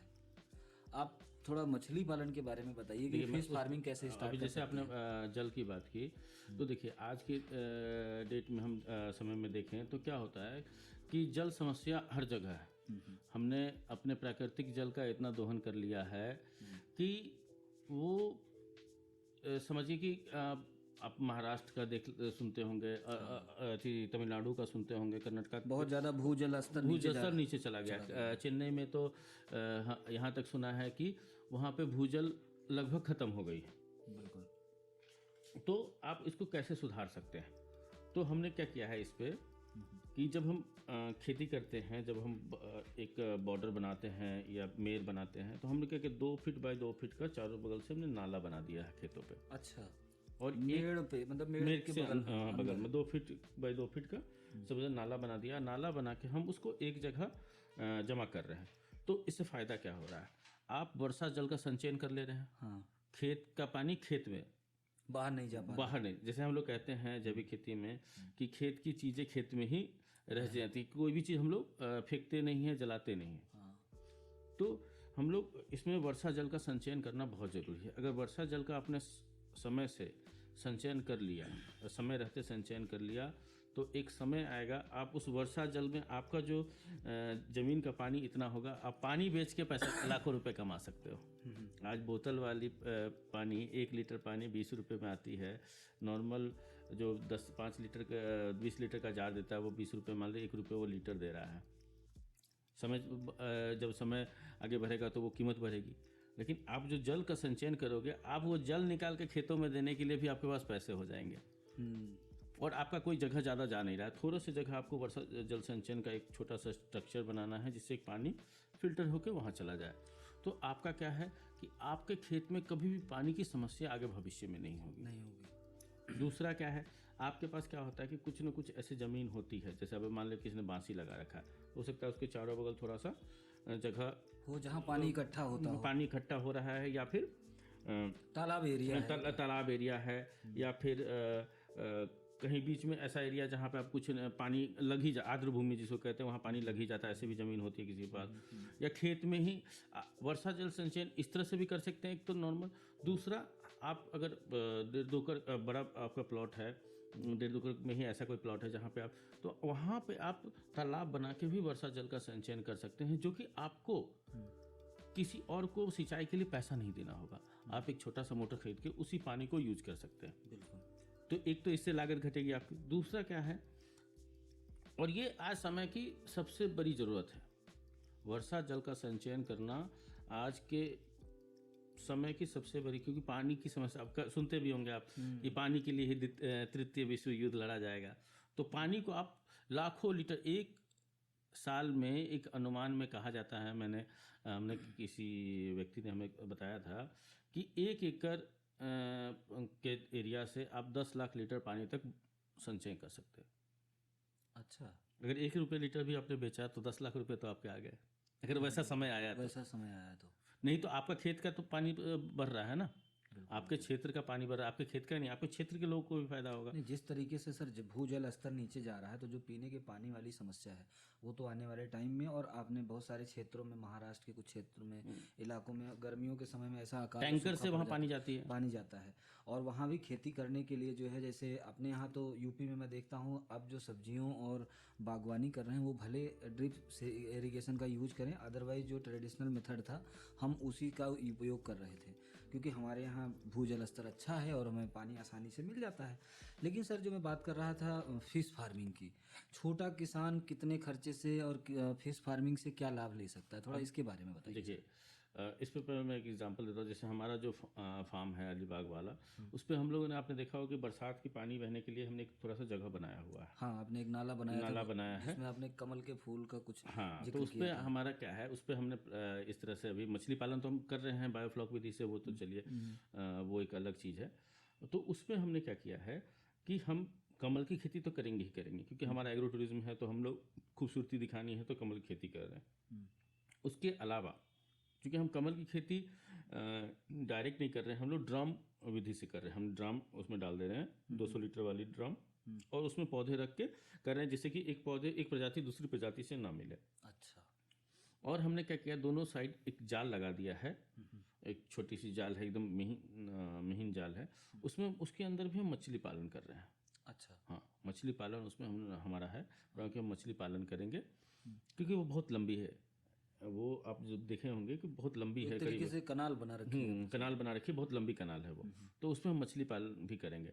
देखिए, मछली पालन के लिए लंबाई वाली चीज़ें, लंबी तालाब हमेशा देखते होंगे, लंबी तालाब होनी चाहिए। तो लंबी तालाब है वो, लंबी एक छोटी सी एक तरह से बन गया है, तो हम उसमें मछली पालन भी कर रहे हैं। दोनों तरफ हमने जाल लगा दिया है कि वो दूसरे क्षेत्र में ना चले जाए। तो उसी तरीके से वो अगर छोटी सी जगह है, वर्षा जल संचयन करने के लिए तालाब बनाया ही, वो उस तालाब से ही मछली पालन कर सकते हैं। मछली पालन में वो, देखिए, मछली पालन क्या है कि आप अपने मार्केट को देखिए, वहाँ 1 किलो की मछली बिक रही है, वहाँ या रूपचंद बिक रही है, बिकेट बिक रही है, रोहू कतला बिक रही है, नैनी बिक रही है। आप अलग अलग मछली को वहाँ देख लीजिए कि किस तरह की मछलियाँ बिक रही हैं और कितने साइज के नॉर्मल जो हमारे जो बेचते हैं वो किस तरह से आधा किलो के बेच रहे हैं, 1 किलो की ज़्यादा बिकती है। तो आप हर जगह हैचरी है, वहाँ से आप बच्चे लाएं, थोड़ा सा उसका ट्रेनिंग ले लें, और आप तो एक वर्षा जल भी बचा लिया, मछली उत्पादन भी आपने उसकी कर सकते हैं। तो इससे क्या है, एक अलग तरह की आमदनी है। उसी के ऊपर जैसे हमारा, जो मैं बताया कि हमारा लंबा है तालाब, अब क्या करें, तालाब के छोटे एरिया को क्या कीजिए, आप उसके ऊपर एक मचान टाइप का झोपड़ी बनाइए, जिसमें आप मुर्गी पालन या बतख पालन कीजिए। अच्छा। जैसे हमारा जो उसका वेस्ट है, जो जिससे जो है वेस्ट भी जाएगा, और क्या है आपका, क्या है, मछली को ऐसा है नहीं कि पूरा एरिया आप कवर कर नहीं रहे हैं, थोड़े से एरिया को आप कवर कर रहे हैं, तो ज़्यादा छाया भी नहीं गई, तो उससे भी उसको नुकसान नहीं होने वाला, प्लस दुगनी आमदनी होगी उसी जगह पे। अच्छा। देखिए, हर चीज़ में स्तर, हमने जैसे खेती में जैसे हमने बहुत स्तरीय की बात की, तो यहाँ भी हमने 2 स्तर कर दिए, नीचे कर दिए और ऊपर हमारा मुर्गी पालन कर लिया, हाँ, बतख पालन कर लिए, मुर्गी पालन कर लिए, और भी चीज़ें हैं, तो वो कर सकते हैं। तो मुर्गी पालन से आपका फ़ायदा क्या होगा कि एक तो उनका जो मल निकलेगा वो नीचे चला गया, वो भोजन के रूप में इस्तेमाल हो गया। दूसरा, उस जगह का आपने दुगना इस्तेमाल कर दिया। ऐसा नहीं कहूँगा कि मैं आप 1000 मुर्गी कीजिए, 2000 का मुर्गी, आप छोटा ही एक झोपड़ी बना लीजिए, 100 ही मुर्गी रहे, देसी मुर्गी ही रखिए जिसमें बीमारियां कम हो, क्योंकि लागत भी हम कम करें तो आप देसी पे ही जाइए, देसी मुर्गी रखिए, लागत कम लगेगी, उनको बीमारियां कम होती हैं। अभी सब लोग कड़कनाथ मुर्गी के ऊपर जा रहे हैं। हाँ। 20-50 मुर्गी वही रख लीजिए, 1-2 पीस करके डायरेक्ट बेचिए, बिल्कुल। तो उससे भी आपकी आमदनी बढ़ेगी। अगर छोटे छोटे आजकल छोटे से एकदम सस्ते से 1000-2000 रुपये, 3000 रुपये के मशीन्स भी आती हैं जिनसे आप अंडों से बच्चे भी उत्पादन कर सकते हैं, बच्चे भी किसी को दे सकते हैं। तो इससे आप देखिए, आपने क्या किया, मछली पालन तो किया ही किया, मछली से जो आमदनी हुई, और उसको देखिए, आपको मछली पालन में आपको बहुत ज़्यादा नहीं भी आता, आपको मारने की तो वो लोग जो खरीदने वाले थे वो खुद आपके यहाँ आके मार के लेके जाएंगे, तो वो भी आपका एक होगा। उसके साथ आप उसमें ही थोड़ा सा और सीख लीजिए। तो मोती पालन भी अभी हर जगह ट्रेनिंग सेंटर्स लगभग इंडिया लेवल पे मेरे ख्याल से 8-10 ट्रेनिंग सेंटर्स तो हैं ही, जैसे सीफा सबसे प्रमुख है। तो मोती पालन भी कोई बहुत बड़ा विज्ञान नहीं है, उसमें आप खाली सर्जरी करना सीख लेंगे तो मोती पालन, उसके साथ मोती पालन भी कर लीजिए। तो देखिए, तालाब हमारा एक ही है, मछली भी हो गया, उसके ऊपर मुर्गी या बत्तख भी कर लिए, और नीचे हमने मोती भी कर लिया। मोती का कुछ नहीं, कितना भी कम रेट देगा, अब ठग के भी ले जाएगा, 50 रुपये एक पीस का तो देगा, एक पीस का देगा, सही बात है। ऐसा और तो रेट तो रेट का तो खैर उसमें वो नहीं है, वो तो बढ़ता घटता रहता है मेरे ख्याल से, जैसी क्वालिटी आपको मिल रही है। तो इससे क्या हुआ आपको, देखिए, और भी अगर इसी में मैं पानी से ही रिलेटेड मैं बताऊंगा कि अगर आपका, ऐसे मैंने बताया कि उस तरह का कोई बाग है या कहीं भी जो पानी जहाँ लग रहा है वो पानी निकल नहीं रहा है, या कोई ऐसा खेत है जहाँ कुछ नहीं कर पा रहे, बरसात का पानी आ जा रहा है, तो वहाँ पे आप जैसे सिंघाड़े की खेती भी कर सकते हैं। अच्छा, जो आपके पास खाली तालाब पड़ा है, खाली तालाब ही नहीं, आपका खेत भी है, उसमें भी 1.5 फीट पानी भर दिया, मान लीजिए, नहीं इतना ही छोटा जगह, मान लीजिए हम वहाँ बैठे हुए हैं और ये हमारा बांस, वहाँ बांस लगा हुआ है, हम यहाँ पे कुछ नहीं कर पा रहे क्योंकि बहुत ज़्यादा छाया हो गई, अब कुछ हो नहीं पा रहा है, इसी में आप पानी भर दिए, सिंघाड़े की खेती कर लीजिए। हाँ, सिंघाड़ा भी जो है, सिंघाड़े की खेती कर लीजिए। अगर आप थोड़ा और मेहनत करना चाहते हैं, कष्ट करना चाहते हैं, तो मखाना की खेती कर लीजिए। अब तो देखिए, हम मखाना बिहार का प्रोडक्ट है, लेकिन बिहार से अभी तमिलनाडु में लोग खेती कर रहे हैं, साउथ में खेती कर रहे हैं, वहाँ ब्रांड बना रहे हैं। बिल्कुल, और मखाना में जो प्रोटीन होता है, जो पोषक तत्व होते हैं, उनकी तो भरमार है। तो इससे आप मछली पालन में, मछली पालन ही मैं नहीं कहूँगा सिर्फ मछली पालन कीजिए, मछली पालन तालाब के ऊपर मुर्गी पालन और उसके साथ नीचे मोती पालन, ये तीनों चीज़ कीजिए, तो आपका क्या है, पैसा बढ़ेगा, पैसा बढ़ेगा। तो मतलब मछली पालन और मोती पालन, मतलब मोती का एक साथ कर सकते हैं, उसमें कोई चैलेंज तालाब में नहीं। देखिए, मोती पालन अलग अलग विधियां हैं, मैंने भी एक वीडियो बनाया था मोती पालन पे, हमने छोटा सा प्रयोग थोड़ा सा किया था मोती पे। तो जो सीफा जो सिखाती है वो तालाब आधारित ही सिखाती है। अच्छा, ऐसे तो आप एक्वेरियम में भी कर सकते हैं, टब में भी कर सकते हैं। आगरा में किसी ने, लोगों ने बड़ी बड़ी टंकियां बना रखी हैं, आर्टिफिशियल नहाने वाले टब में किया है। अभी बनारस यूनिवर्सिटी भी अभी इसको सिखा रही है मोती पालन पे, वहाँ पे आए हुए हैं एक सज्जन महाराष्ट्र के हैं, वो भी उन पर प्रयोग कर रहे हैं वहाँ पे। तो आप मोती पालन करके भी अच्छी आमदनी प्राप्त कर सकते हैं, एक एक्स्ट्रा आमदनी हो गई। अगर आप बतख पालन करते हैं तो एक और फायदा होता है, देखिए पानी चूँकि तालाब है तो पानी क्या होता है उनमें, अभी ज़्यादा उत्पादन के लिए लोग एरिएटर लगाते हैं, जिससे कि ऑक्सीजन का प्रवाह बना मछली का। तो तालाब में जब बतख जाएंगी तो चलेंगी तो प्रवाह बनेगा तो आपका उसका भी खर्चा घट गया, उसकी जो आप रहने के लिए आपने उसको जगह दे ही दिया। बिल्कुल, तो आप बतख भी बेचिए, बतख के अंडे भी बेचिए या मुर्गी बेचिए, तो बतख के साथ ये फ़ायदा हो जाता है। मतलब मुर्गी पालन हो गया, मोती हो गया, मछली हो गया, बतख पालन हो गया, एक ही जगह से हो रहा है। एक ही जगह से एक ही जगह से, बहुत ज़्यादा जो है इसके लिए आपको संसाधन जुटाने की जरूरत नहीं है, और बहुत ज़्यादा खर्च भी, इन्वेस्टमेंट भी बहुत ज़्यादा नहीं है। छोटा सा भी आप प्रयोग के तौर पे छोटा सा ही कर लीजिए, एकदम छोटे से एरिया में जो लगे कि हम इतना वहन कर सकते हैं, जितना आपको लगे कि वहन कर, इससे आपका तालाब, आप पानी भी तो जमा कर रहे हैं अपने क्षेत्र, आप एक तरह से वो लागत भी आप घटा रहे हैं, ये भी आपको सोचना है, ये भी आपको दिमाग में होनी चाहिए कि नहीं, हम तालाब बना रहे हैं तो हमारा एक लागत भी घट रहा है। आखिर पुराने ज़माने में अलग अलग जगह पे इतने ज़्यादा तालाब या वर्षा जल के संचयन के लिए तालाब हो, आहर हो, पाइन हो, या फिर कहें कुएं हो, क्यों रखे जाते थे? जिससे वर्षा जल संचयन भी हो और भूजल का स्तर हमेशा जो है मेंटेन रहे। आप तो कहीं गांव में भी कभी कभी जैसे गांव में चले जाएंगे, वहाँ हैंडपम्प में गर्मी में सूख जाती, सूख जाता है, बिल्कुल तो आप उसको भी तो बचा रहे हैं। बिल्कुल सही बात है। मेरा घर मैं बताऊं, मेरा घर बिहार में हाईवे के बगल में है, तो हमने अपने दोनों जगह घर के दोनों रोड के दोनों इस साइड में हमने बड़े बड़े गड्ढे बना रखे। अच्छा। और गड्ढों में हम लोग क्या करते हैं, हमारा कभी नल जो चापाकल है वो कभी नहीं सूखता है। अच्छा। वो बारिश का पानी उसमें रहता है। और हम अभी उतना ज़्यादा उस पर मछली पालन, मछली अभी इस बार बहुत ज़्यादा अच्छा वर्षा हुई तो मछली भी हम लोगों ने किया था उसमें। और भी चीज़ें कर सकते हैं हम चाहे तो, हम चूँकि नहीं करते हैं लेकिन यहाँ फार्म पे हम लोग वो कर रहे हैं। आप उसको बहुत जगह, आप जिला एग्रीकल्चर में जाएंगे या कई यूनिवर्सिटी में जाएंगे तो वो लोग इसका मॉडल भी बना के आपको जीवंत रूप से देख सकते हैं, या कहीं भी अपने क्षेत्र में मछली पालक के पास जाएंगे। तो मुझे लगता है कि 4-5 दिन या 1 हफ्ते की ट्रेनिंग जो है से आप मतलब मछली पालन की शुरुआत तो कर सकते हैं। बीच में आप जिस किसान से या जहाँ से भी, जिस संस्था से ट्रेनिंग लेके आए हैं उससे जुड़े रहिए। किसी तरीके की समस्या आती है, ठीक है, तो जो आपको परेशान होने की जरूरत नहीं पड़ेगी। आपने उससे संपर्क किया, आपने इस फोटो पे भी भेजा। हमने एक मॉडल बनाया है। हमने क्या किया है, जो हमारा एक बाग था उसमें कुछ पेड़ हमारे कट गए, तो बीच वाले एरिया हमारे तालाब के मतलब चारों बगल उस खेत में पौधे थे, बीच में खाली था। हमने क्या किया, उस बीच वाले एरिया को ही गड्ढा तालाब बना दिया। तो इससे हमें देखिए तालाब भी हो गया।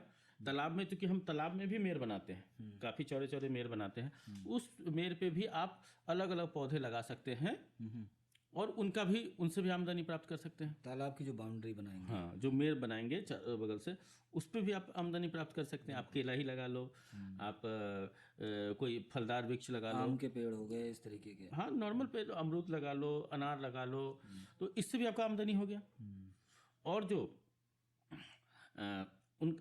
उसी पे भी आप देखिए, उस पे भी कर सकते हैं। अगर आपका थोड़ा सा बड़ा बना रहे हैं तो आप क्या करो, उसी पे मतलब एक वर्मी कंपोस्ट का पिट बना लो और वहाँ भी आप गोबर रख के वर्मी कंपोस्ट वहीं पे बना सकते हो। अच्छा, मतलब आप कह रहे हैं कि एक जो 2 फुट चौड़ा जो है, 2 से 3 फुट चौड़ा, 3 ऊपर फीट ही 4 फीट कर लो आप, बेड उस पे भी बना सकते हो। उस पे बेड बना लो। तो उससे नमी उस पे जो है बराबर बनी रहेगी तालाब की वजह से। नमी तो चलिए वो तो जो है सो है, लेकिन आपका देखो, आप अगर वर्मी कंपोस्ट बना रहे थे तो आपको कोई बड़ा एरिया चाहिए था, वो एरिया अब देखो इसी एरिया में आप यूज कर लिए, यूटिलाइज कर लिए थोड़ा सा, और राउंड हो गया आपका। जो तालाब लंबा बना रहे हो या गोल बना रहे हो, उसे कहीं भी बना रहे हो, तो आप उस एरिया को यूटिलाइज कर ले रहे हो और उसके बगल में पौधे भी लगा दो। तो उसी संसाधन में आप देखिए, अगर उस पर आप जैसे कोई व्यक्ति इस तरह से, क्योंकि जो कि तालाब बनाता है वो कुछ हल्का फुल्का कुछ भी नहीं लगाता है, वो उस एरिया को ऐसे ही छोड़ देता है चलने के लिए। लेकिन आप ये करके उसके साथ आमदनी ये प्राप्त कर सकते हो। ये बहुत समझनी चीज़ है कि उसी, देखिए समेकित किस प्रकार ये करती है कि आपके पास जो चीज़ें हैं उनको आप मैक्सिमम यूज कैसे कर ले रहे हो। कि वो ज़मीन तो ऐसे भी आपकी पड़ी हुई है, वो तालाब का जो मेर है वो ऐसे भी पड़ा हुआ, आप उसको यूज कर नहीं रहे हो, तो आप उसमें पेड़ लगा दिए, या फिर एक छोटा सा बाउंड्री टाइप का बना के उस पर हमने स्ट्रक्चर बना दिया ईंटों की, और ईंट में हमने वर्मी कंपोस्ट कर लिया। बिल्कुल, बहुत सही बात। तो ये भी आप कर सकते हैं, मतलब जगह का आपको जो है मैक्सिमम यूटिलाइजेशन करना है। तो सर, जैसा कि आपने कई सारी चीज़ें बताई, इसमें जो अपना समेकित कृषि प्रणाली है, इसमें और क्या कर सकते हैं किसान भाई? जो कुछ नई चीज़ बताइए सर, जो ज़्यादातर लोगों को ना पता हो, क्या ऐसा कर सकते हैं जिससे? अगर कहा जाए खेती के लागत के बारे में जब कहते हैं हम लोग, तो बीजों का एक बहुत बड़ा योगदान है। ऐसे भी कहा जाता है, देखिए जब बीमारियां हों या बीमारियों पे भी, तो क्या होता है कि जब बीमारियां होती हैं, क्या होता है कि 3 प्रकार की बीमारियां आती हैं। एक बीज जनित, दूसरा मिट्टी जनित और तीसरा वायु जनित। तो अगर आपका बीज मजबूत होगा तो खेती में उत्पादन भी ज़्यादा होगा। जैसे हमने बताया कि आप मधुमक्खी पालन करके 30 से 40% तक अपना उत्पादन बढ़ा सकते हैं। लेकिन ये तभी हो सकता है ना जब आपका बीज अच्छा हो। तो बीज क्या है, अब हमारा सब हाइब्रिड हमें आ गया है, चूँकि हम लोग ज़्यादा उत्पादन लेना चाहते हैं तो वो संसाधन भी ज़्यादा लेते हैं। तो और बीज का आप कभी भी जैसे साधारण सा हम एक बात करें मक्का की, मक्का को बेचते हैं लोग 12 रुपये 15 रुपये ऐसे बेचते हैं मक्का। लेकिन बीज कितना में खरीदते हैं, बीज कितने किलो खरीदते हैं? 400 रुपये किलो, 200 रुपये किलो ऐसे बीज खरीदते हैं। तो जाहिर अगर किसान क्या करे कि वो देसी बीज के उत्पादन पे जाए, तो हम या हमारे जैसे बहुत सारे लोग हैं जो बीज संवर्धन पे काम कर रहे हैं, तो वो लोग भी उनसे बीज खरीद लेंगे और अपने आसपास किसानों को बेच सकते हैं। तो देसी बीज का वो संवर्धन करें और क्या करें कि बीज का उत्पादन करें और उत्पादन करके उसको बेचें। कैसे कर सकते हैं? तो बीजों, देखिए वो पहले क्या, एक तरीका बताइए जो बीजों का उत्पादन के लिए जो है किसानों को हेल्प करे। हाँ, जैसे मैं बताता हूँ, अगर वो छोटे एरिया पे ही करना चाहें शुरुआत में, मान लीजिए अभी उनके आसपास क्या, तो बीजों में थोड़ा सा क्या है कि हमें बचाना होगा कि सेम चीज़ अगल बगल ना लगा, दूरी की देखनी होती, क्रॉस पॉलिनेशन देखना होता है कि परागन, अब बैगन एक प्रकार का हाइब्रिड वहाँ लगा हुआ, हमने देसी लगा दिया तो एक से दूसरे में मिक्स हो जाएगा। तो वो सब देखते हुए वो चुनाव कर ले कि हमारे आसपास कौन क्या कर रहा है, उसके हिसाब से मान लीजिए सीजनल, जैसे अभी सीजन है, तुरई है, गिलकी है, लौकी है, भिंडी है, तो वो क्या करे, अलग अलग चीज़ों को वहाँ पे देखे। हो सकता सब तो करते नहीं हैं, सब भिंडी हो सकता है उसके आसपास 100 किलोमीटर दूर हो रहा, तो भिंडी से ही शुरुआत करें। तो जब वो पौधे लगाए, बीज कहीं से पहले प्राप्त कर ले, वो किसी भी देसी बीज जो अच्छे बहुत सारे नाम हैं जिनसे वो बीज, देसी बीज प्राप्त कर सकता है। साउथ इंडिया में तो बहुत ज़्यादा इसका अच्छा प्रचलन है, नॉर्थ इंडिया में भी अभी शुरुआत हुई, तो नॉर्थ इंडिया में भी बहुत लोग कर रहे हैं जिनसे वो बीज प्राप्त कर सकता है। तो पहले वो बीज प्राप्त करे, पौधे की अच्छे से देखभाल करे, थोड़ा उस पर क्रॉस पॉलिनेशन से कैसे बचाएं इसका मैं कुछ फ़ोटोज़ आपको दे दूंगा, आप उसको डिस्प्ले कहीं डिस्प्ले में दिखा सकते हैं, उनको समझ ले। पौधों की उचित देखभाल करे, उन स्वस्थ, जो सबसे अच्छे स्वस्थ पौधे हैं उनको रखे, बाकी जो पौधे अगर गड़बड़ हो रहे हैं उनको हटा दे। उसमें से भी जो स्वस्थ फल आ रहे हैं उनको, स्वस्थ फलों को वो फिर अलग से अच्छा से सुरक्षा दे, उनको सुरक्षा दे। यानी जैसे आप देखते हो आम के बागान, बड़े बड़े बागान में आम के या और भी केले के बागान में भी लोग पॉलीथीन वगैरह लगा देते हैं, पॉलीथीन वगैरह लगाए थे। तो पॉलीथीन वगैरह लगाने से क्या होता है कि उनका जो फल छेदक जो कीड़े हैं और बाकी चीज़ों से अटैक से उनको बचाती है, उनको सुरक्षा करती है। तो ये सुरक्षा भी हो जाएगी और उनको पहले से ही पता होगा कि इन फलों को हमें बीज के लिए सुरक्षित रखना है। बाकी अपना वो अपने भोजन के लिए भी इस्तेमाल कर सकते हैं जो फल थोड़े कमज़ोर हो गए हैं। तो इस तरह से वो बीज उत्पादन कर सकते हैं। तो छोटे छोटे एरिया में भी अलग अलग बीज का उत्पादन कर सकते हैं। जैसे टमाटर का ही लेते हैं, देखते हैं एक पौधे में इतनी सारी टमाटर होती है, उसकी बीज देसी बीज में भी जाएंगे तो उसके 100 ग्राम की भी बीज की कीमत टमाटर में ही ले लें हम लोग 300 से 500 रुपये के बीच में होता है। 100 ग्राम बीज की कीमत 300 से 5 रुपये लगभग प्राइस में, उतना प्राइस में भी आपको मिल नहीं पाएंगे सब जगह से। तो आपने मान लीजिए किसी को बेचा, थोक में बेचा, मान लीजिए जैसे हम लोग थोक में करते हैं और भी बहुत सारे लोग थोक में करते हैं, वो भी किसान से ही लेते हैं क्योंकि हर चीज़ एक जगह उत्पादन करना संभव नहीं है। तो वो अगर उनको देते हैं या फिर दूसरे किसानों को देते हैं तो मान लीजिए उनको 150 का ही रेट आया, फिर भी वो उतना नहीं बेच पाएंगे जितना वो बेच के नहीं कमा सकते हैं, उतना वो बीज से कमा सकते हैं। दूसरा जैसे गिलकी का ही ले लें हम एग्जांपल, गिलकी का उदाहरण कि गिलकी उत्पादन बहुत गिलकी तुरई जो एक धारीदार गिलकी होती है, एक नॉन, तो अगर गिलकी या तुरई का ले ले तो उसका उत्पादन अच्छा खासा होता है, बीज भी होते हैं और उसके ऊपर वाली आप सतह हटा दे तो वो बर्तन साफ करने में या फिर शरीर को साफ करने में भी काम आता है। तो आप वो भी कर सकते हैं। उनको भी आप अमेजन वगैरह जैसे वेबसाइट में देखेंगे तो वो भी बिकते हैं। तो आप अगर एक तुरई के अंदर अगर 50 बीज भी निकले तो आप सोच लीजिए, वजन कर लीजिए और वो मार्केट में इतना रेट पे जा रही है तो आपको उससे ज़्यादा बेनिफिट हो जाएगा। कहने का मतलब ये है कि साथ साथ बीजों का संवर्धन कर रहे हैं आप, अपने लिए तो अच्छे बीज तैयार कर ही रहे हैं, साथ में अगर आप इसको किसी किसान को बेचते हैं या दूसरे किसी को बेचते हैं तो उससे अच्छा खासा पैसा कमा सकते हैं, क्योंकि बीजों का रेट तो आपको पता ही है, आप और बराबर देसी बीज जल्दी मिलते भी नहीं है। और देसी बीजों का संवर्धन करोगे तो वो तो रेयर है, और वो जो है आपको बहुत ही ज़्यादा प्रॉफिट आपका डबल कर देगा। प्रॉफिट डबल कर देगा, और आपके लिए अगले सीजन के लिए आप बीज के खरीदने के झंझट से भी मुक्त हो गए, लागत भी आपका कम हो गया। कम हो गया। लागत और कहीं ना कहीं आप देखेंगे कि हम लोग बीज उत्पादन में तो फोकस करते हैं, लेकिन बीजों के संवर्धन पे फोकस नहीं करते हैं। बीज का उत्पादन करने पे तो कभी फोकस नहीं करते, बहुत कम करते हैं लोग। तो वो एक नई चीज़ निकल के आई जो आप इंटीग्रेटेड फार्मिंग मॉडल में अपना सकते हैं। अच्छा सर, इसके अलावा जैसे बकरी पालन बहुत प्रचलित है, बकरी पालन के लिए थोड़ा सा बताइए कि कितने छोटे से शुरू कर सकता है किसान, कितनी लागत आती है इसमें? देखिए, गांव के लिए बकरी एक एटीएम मशीन की तरह होता है। हाँ हाँ। क्योंकि अगर वो एक बकरी भी रखता है और एक बकरी भी रखता है और अच्छी लोकल बकरी अपने स्थानीय प्रजाति की बकरी रखता है, तो बकरी से क्या है, उसको 2 बच्चे तो मिल ही जाते हैं एक बार में, और साल में 3 बार भी बच्चे हो गए तो 6 बच्चे हो गए। और एक बकरी भी, और उनको क्या है, खाने खिलाने में भी वो खर्चा नहीं होता है, खाने खिलाने में भी खर्चा नहीं होता है, तो वो खर्च भी उसकी बच रही है। क्योंकि जो घर में जो खाना खा रहे हैं, थोड़ा बहुत तो खाना बच ही जाता है, वो खाना हो गया। चाहे जो आप घास वगैरह आपके खेत में होते ही हैं वो खिला सकते हैं। आपके चावल बनाते हैं तो उससे भी पानी निकलता है, वो दे सकते हैं। तो बहुत सारी ऐसी चीज़ें हम लोग अपने अपने ही संसाधन से उसको दे के कर सकते हैं।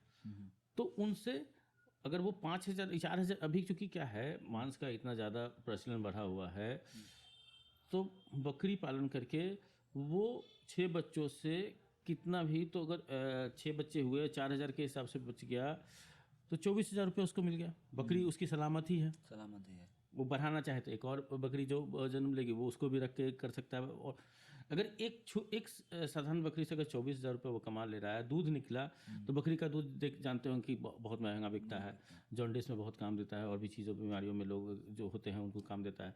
तो वो दूध का भी काम कर सकता है, थोड़ा सा ही निकाल के। 2000 साल में अगर 5,000 का ही दूध बिका, उतना ही बिका, 5,000 या 1,000 का बिका, लेकिन आमदनी तो बढ़ गई, बिल्कुल, और उसका कुछ लगा नहीं। तो ये बकरी, और अगर ज़्यादा करना चाहें तो बड़े स्केल पे तो बकरी पालन आप शेड बना के, और जो है उसको 2 तरीके से, कि एक भाई उसको आर्टिफिशियल चारा खिला के आप बड़े लेवल पे कर सकते हो, अदरवाइज उसको नेचुरली जो हरा चारा आपके खेत में है उस पर डिपेंडेंट पालन कर सकते हो। पालन कर सकते हैं, 2 बकरी भी कर सकते हैं। तो छोटे किसान जो लघु सीमांत किसान 1 बकरी से 4 बकरी तक आराम से रख सकते हैं, उनमें उनको उतना ज़्यादा खर्च नहीं आएगा। अच्छा सर, हमें अब ये जो सारी चीज़ें आपने बताई हैं, ठीक है, इनका उपयोग करके एक हेक्टेयर से कोई ऐसी हमें आंकड़ा बताइए सर, कुछ ऐसा हमें बताइए, आकलन बताइए कि क्या इन सब चीज़ों से क्या कितना कमाई हो सकती है सर? देखिए, आंकड़ा भी है, और बहुत जगह आप जाएंगे, कुछ कुछ राज्यों में इसको बाकायदा सिद्ध करके भी दिया उन्होंने। जैसे 1 हेक्टेयर से कहा जाए तो मछली पालन, वर्मी कंपोस्ट, डेयरी, मशरूम और बी कीपिंग, सिर्फ इन्हीं 4-5 5 आइटम से आप 10 लाख रुपए तक कमा सकते हैं। जैसे जिसमें आपका योगदान मछली का, आप चूँकि तालाब लोग बनाना नहीं चाहते हैं, क्योंकि आप देखिए पशुपालन तो कर ही रहे हैं, तालाब रहेगा तो वहाँ उनको नहलाने के लिए भी आपके पास जगह हो जाएगा, लेकिन वो करते नहीं है। तो मछली को आप कम ही ले लीजिए। तो मान लीजिए मछली से आपने छोटा एक बनाया तो 30,000 रुपये लगभग तक आप मान लीजिए, उससे ज़्यादा ही होगा, क्योंकि हम मोती भी करेंगे उसमें, और ऊपर हमने बतख भी किया तो ज़्यादा ही बढ़ेगा, लेकिन हम फिर भी एकदम छोटा सा ही एकदम लेते हैं तो 30 से 50,000 के बीच में हो जाएगा। मधुमक्खी के अगर आप अगर 1 हेक्टेयर में कोई 150 बक्से रखता है तो तकरीबन 4 लाख करीब आ जाएगा के आसपास पालन। मशरूम से उनको अगर छोटे यूनिट करें तो लाख रुपये मशरूम से हो गया। डेयरी से हम 1 लाख, अभी डेयरी में हमने सिर्फ दूध की बात कर रहे हैं, वो बाकी प्रोडक्ट से तो बढ़ जाएगा, तो 1 लाख रुपये मान लेते हैं। वर्मी कंपोस्ट से आप 3 से 5 लाख के बीच में कमा सकते हैं, टोटल हो जाता है ऐसे 14 लाख रुपये, लेकिन आप 10 लाख रुपये का तो आंकड़ा रख ही सकते हैं, और ऐसे बढ़ा भी सकते हैं। अगर आपने, जैसे हमने बहुत सारी बातें की, बीज की बातें की, बीज क्योंकि खेती तो कर ही रहे हैं, बीज तो होगा ही, तो उसको बढ़ा दिए, उसके पैसे बढ़ जाएंगे। डेयरी से आप अलग प्रोडक्ट बना रहे हैं तो उसके पैसे बढ़ जाएंगे। मशरूम के अगर प्रोसेस प्रोडक्ट बनाए तो उससे पैसे बढ़ जाएंगे। हनी में सिर्फ हनी ना करके bee pollen, propolis, venom, royal jelly, bee bread, ये सब करके भी आप कर सकते हैं। मछली में ही मछली सिर्फ ना करके ऊपर बतख कर दिया। और मोती कर दिया तो और पैसे बढ़ जाएंगे। गोट ये 1 हेक्टेयर का लमसम अनुमान है। सर का ये कहना है किसान भाइयों कि 1 हेक्टेयर से आप 10 लाख तो ईजिली कमा सकते हो। 10 लाख रुपए का जो मॉडल है आप आराम से तैयार कर सकते हो। और जैसा हम लोगों ने इस वीडियो में डिस्कस भी किया कि हर चीज़ का हमने सबसे छोटा जो स्वरूप हो सकता है, जो प्रारूप हो सकता है, वो लिया हुआ है। ठीक है, तो कहने का मतलब ये है कि इन मॉडल को और आप और भी बहुत सारी चीज़ें हैं जो कर सकते हो उसको बड़े लेवल पे। और जैसे अब इसमें आ जाता है कि मछली पालन करने के लिए आपके पास तालाब नहीं है सर, तो आप बायोफ्लॉक विधि का उपयोग कर सकते हो। उसके बारे में सर थोड़ा सा ज़रूर बताइए। बायोफ्लॉक विधि देखिए अभी पूरे भारत में ही बहुत अच्छे प्रचलन में है। आप आसपास भी ढूंढेंगे तो कोई ना कोई आपको बायोफ्लॉक करता हुआ मिल जाएगा। तो वो छोटे रूप में छत पे या फिर अपने घर के पीछे या घर के आसपास में कोई खाली ज़मीन है तो वहाँ टंकी के रूप में हम लोग मछली पालन करते हैं। टंकी विधि से समझिए, ज़मीन के ऊपर होती है टंकी, हम लोग एक जाल बनाते हैं मेस वायर के थ्रू और उसमें प्लास्टिक करके फिर वो करते हैं उसमें। लेकिन वही है कि आपको 24 घंटे डेडिकेशन से काम करना है, बिजली होनी चाहिए, आदमी होना चाहिए, तो वो थोड़ा ज़्यादा टेक्निकल होता है तो आम किसान वो नहीं करता है। मैं उतनी सलाह भी नहीं देता हूँ बायोफ्लॉक की। बट हम इंटीग्रेटेड में उन्हीं चीज़ों की बात कर रहे थे जहाँ हमें बाहरी संसाधनों की जरूरत नहीं पड़ रही। जो हमारे पास अवेलेबल संसाधन है, वर्षा जल, सूर्य की रोशनी, हमारे पास मिट्टी, जो हमारे पास जो है खाद तैयार करने, या हमारे पास जो पशुधन है, तो इन्हीं चीज़ों को लेके आप जो मॉडल तैयार कर सकते हो जो प्राकृतिक भी होगा और आपके लिए पोषक आहार भी बनाएगा। तो आखिर में सर कुछ और बताना चाहेंगे सर, इसमें और क्या कर सकते हैं? देखिए अभी जैसे किसान क्या है, कभी भी लगाना होता है, जैसे सब्जी लगाता है तो सब्जी के जो बीज होते हैं बहुत महंगे होते हैं। जैसे मैंने बताया भी कि आप सब्जी का बीज उगा रहे हैं तो आपको इतने महंगे, तो हाइब्रिड लेता है तो और महंगे होते हैं। तो क्या होता है, वो बीज जब हम करते हैं ज़मीन में नॉर्मल नर्सरी लगा करते हैं तो क्या है कि वो उसमें से करीब 30-40% बीज मर जाते हैं क्योंकि हमें सही से नर्सरी का हमारे पास कोई सेटअप नहीं होता है। तो अभी बहुत सारे जगह ऐसी सेवाएं शुरू हो चुकी हैं जहां आप बीज लेके जाएं और आपको पौधे, स्वस्थ पौधे बना के दे देंगे। हाँ, मतलब एक तरीके से नर्सरी बना है, नर्सरी तैयार कर रहे हैं। हाँ, वो कंट्रोल्ड इन्वायरमेंट में, मतलब एक पॉली हाउस टाइप का बना के या छोटा जैसा भी टनल बना के कुछ भी अलग अलग विधियों से करते हैं।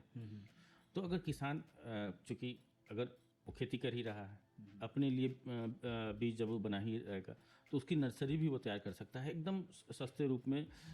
सीधा प्लास्टिक घेर के छोटा सा, जहाँ पे कि टनल बना ले या फिर प्लास्टिक का ही छोटा सा एक सेट बना ले प्लास्टिक से घेर के, ग्रीन नेट से घेर के। तो उससे क्या है, ट्रे विधि से, प्रो ट्रे जो हम लोग कहते हैं, मचान बना ले, प्रो ट्रे ले ले और उससे बीज लोगों को पौधे बना के भी अगर वो बेचता है। आप गांव में जो हाट लगते हैं वहाँ जाते होंगे तो देखते होंगे कोई ना कोई नर्सरी बेच रहा होता है, वो पौधे बेच, बैगन टमाटर, तो बैगन टमाटर मिर्च ये सब तो नॉर्मल है।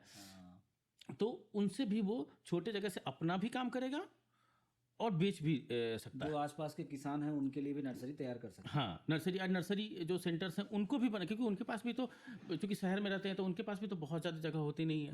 तो उनको भी तैयार करके वो दे सकता है, चाहे वो फूलों की हो या फिर सब्जियों की हो, वो दोनों उनको तैयार करके दे सकता है। ग्राफ्टिंग वगैरह अगर वो सीख लिया तो अपना पौधा बना के भी दे सकता है। बिल्कुल। तो इससे एक अच्छी आमदनी, और वही उसी संसाधन में हम कोई बहुत ये 10 लाख 20 लाख के जो लोग नर्सरी सेटअप करते हैं उसकी नहीं बात कर रहे हैं। हम जो नॉर्मल 10-15 हज़ार में बांस के सहायता से ग्रीन नेट घेर के जो बनाया सकता है 5-10 हज़ार रुपये में, हम उसकी बात कर रहे हैं। और उसमें क्या कोकोपीट हम लोग इस्तेमाल करते हैं, वो भी सस्ते में, अगर वो ज़्यादा मात्रा मंगाएगा तो। ट्रे जो होता है वो भी सस्ती होती है। ट्रे अगर वो ट्रे ज़्यादा यूज़ भी नहीं करता है, छोटे अगर हल्के बीज यूज़ करता है तो बांस के भी काट के वो बना सकता है, उसमें बना सकता है। आप देखेंगे मेघालय में ड्रिप इरिगेशन ना होके बांस से ही उन्होंने ड्रिप बनाया हुआ है। अच्छा। बांस से ही पानी खेत में चली जाती है पहाड़ों से होकर, और उसमें जगह जगह पे उन्होंने जो है होल किए होंगे। हाँ, उससे फिर दूसरे जगह चली गई। बिल्कुल। तो इस तरह से आप कर सकते हैं। और देखिए पशुधन से भी मैं एक और बताता हूँ, एक समस्या और उसका निवारण भी है ये। जैसे हर के पास पशु है ही, जब पशु मर जाते हैं, अच्छा, एक उम्र होगी तो मरेगी ही, तो जब मर जाएंगे तो आप उनको क्या करते हैं, उनका निस्तारण भी आपके लिए एक समस्या हो जाती है किसानों के लिए। तो आप क्या कर सकते हैं, जो आपके बाग हैं या ऐसी कोई जगह है, आप पशु को, जैसे गाय को ही ले लें। हम बात भी करते हैं अभी, सभी जगह बात हो रही है कि गाय से इतने पैसे हो सकते हैं। तो आप गाय को दफना के उनको उचित एक तरीका है, वो तरीका अपना के उनका खाद तैयार कर सकते हैं, जो कि 200 से 300 रुपये किलो 2 साल के बाद, वो जब आप गाय को दफनाते हैं और नमक और बाकी चीज़ों का इस्तेमाल करते हैं, तो 2 साल में वो गाय की गाय पूरा उनकी खाद बन जाती है उनके शरीर की। इससे क्या हो गया, उनको उचित सम्मान भी मिल गया, क्योंकि आपने उनसे इतने साल पैसे कमाए, उनको एक उचित सम्मान भी दिया। दूसरा क्या हुआ, वो जो खाद बन गई वो खेत के लिए बहुत ऊर्जा प्रदान करती है, अगर बहुत उनको खुले में छोड़ा जाता है तो एनवायरनमेंट को बहुत ज़्यादा हाँ, नुकसान वो भी पहुंचता नुकसान होता है। तो जब आपने दफना दिया, एक तो आपने उनको इज्जत दिया, दूसरा उससे भी आपको पैसे बन सकते हैं। या फिर अगर आप नहीं उनकी खाद को इस्तेमाल करना चाहते, उसके ऊपर कोई भी एक फलदार वृक्ष लगा दीजिए, आप देखेंगे उसकी उत्पादन बहुत ही बेहतरीन उत्पादन आपको होगी। अच्छा, तो सर हमारे साथ वीडियो में इतनी सारी जानकारी शेयर करने के लिए आपका बहुत बहुत धन्यवाद। हाँ, तो किसान भाइयों, हमारा ये प्रयास, जो छोटा सा प्रयास है, ये छोटी और सीमांत किसानों के घर में खुशहाली लाने और नौजवानों को रोजगार देने में, और जो कुपोषण है और जो खेती की एक सबसे बड़ी समस्या है कि जो छोटे किसान हमेशा कहीं ना कहीं आय के लिए परेशान रहते हैं, उस समस्या का कोई ना कोई समाधान आपको इस वीडियो के थ्रू जरूर मिला होगा। और अगर आपको ये वीडियो और हमारा प्रयास पसंद आया है, और इस तरीके के और भी आप जो है ऐसे ही एक डिटेल्ड वीडियो चाहते हैं किसी भी टॉपिक पे, तो हमें कमेंट करके ज़रूर बताएं वीडियो में, और हमारे चैनल को भी सब्सक्राइब करें और थोड़ा हमारे वीडियो को ज़रूर शेयर करें और किसान भाइयों को। और इंटीग्रेटेड फार्मिंग वाला ये जो वीडियो है, हमने ऐसे फार्म के मॉडल भी आपको बहुत सारे अपने चैनल पे बना के रखे हैं। जिन जिन आयामों की बात हुई है यहाँ पे, उनके भी वीडियो हमारे इस चैनल पे हैं, तो आप एक बार जाके उसको देख सकते हैं। आपका बहुत बहुत धन्यवाद।